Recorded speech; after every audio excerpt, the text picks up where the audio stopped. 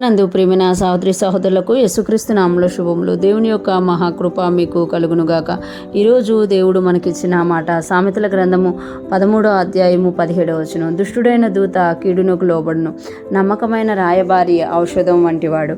ఈ మాటలు మనం సామెతల గ్రంథంలో చూస్తున్నాము. ఇక్కడ చెప్తున్నారు కదా, దుష్టుడైన దూత కీడునకు లోబడును. దుష్టుడైన దూత అంటే ఎవరైతే దుష్టత్వంలో ఉన్నారో, ఎవరైతే దుష్టత్వం చేస్తున్నారో అటువంటి దూతను పెట్టుకుంటే వాళ్ళు కీడుకు లోబడునట. అంటే వారిలో ఉన్న దుష్టత్వం వల్ల ఆ దూత కరెక్ట్ అయిన సమాచారం తేకుండా కీడు చేస్తుంది అని ఇక్కడ మనకి తెలియచేయబడుతుంది అన్నమాట. అంటే వారిలో ఉన్న గుణము అక్కడ పనిచేస్తుంది అని మనం చూస్తాం. చాలామంది మనం ఈ లోకంలో చూస్తూ ఉంటాం కదా, ఎవరు దుష్టులుగా ఉంటారో వాళ్ళు ఖచ్చితంగా కీడు చేస్తూ ఉంటారన్నమాట. వాళ్ళకి ఏ సమాచారం అందించినా అది స్పాయిల్ చేస్తూ ఉంటారు. ఇతరులకి చెప్పేటప్పుడు మనం ఒకటి చెప్తే వాళ్ళు వేరేగా చెప్తూ ఉంటారు అన్నమాట. కానీ నమ్మకమైన రాయబారి ఔషధం వంటివాడు. నమ్మకమైన రాయబారి ఔషధం వంటివాడట. అంటే నమ్మకంగా ఎవరైతే దూత ఉంటారో, రాయబారిగా ఉంటారో వాళ్ళు ఎలా ఉంటారంట, ఔషధం వంటివారట. ఔషధం అనగానే మనకు తెలుస్తూ ఉంటుంది అనమాట, బాగు చేసేది అని తెలుస్తుంది, ఆరోగ్యాన్ని కలగజేసేది అనమాట.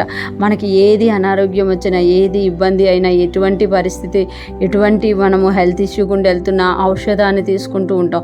అంటే నమ్మకమైన రాయబారంట ఔషధం వంటి వాడట.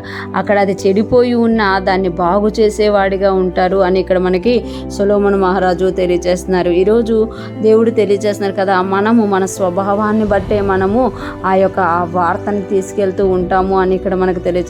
చాలామంది మన చుట్టూ ఉన్న మనుషులను మనం చూస్తూ ఉంటాం అనమాట.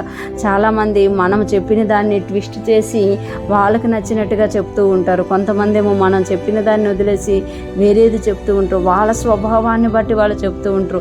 అందుకే దుష్టుడైన దూత కీడునకు లోబడును. అంటే వాళ్ళలో ఉన్న దుష్టత్వం వల్ల వాళ్ళ కీడుకు లోబడిపోతారన్నమాట.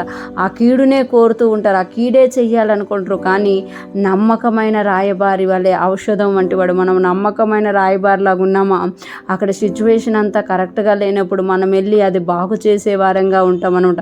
ఒకరికి సమాధానం కలగజేసేవారుగా మనం ఉంటాం అన్నమాట. ఈరోజు ఫ్రెష్ మన్నా వింటున్న ప్రతి ఒక్కరూ జ్ఞాపకం చేసుకోవాలి, మనలో ఏ స్వభావం ఉంది, వాక్యం మనల్ని దిద్దుతుందా, వాక్యానుసారంగా మనం బాగుపడితే మనము నమ్మకమైన వారిగా నమ్మకమైన రాయబారులుగా మారుతాము.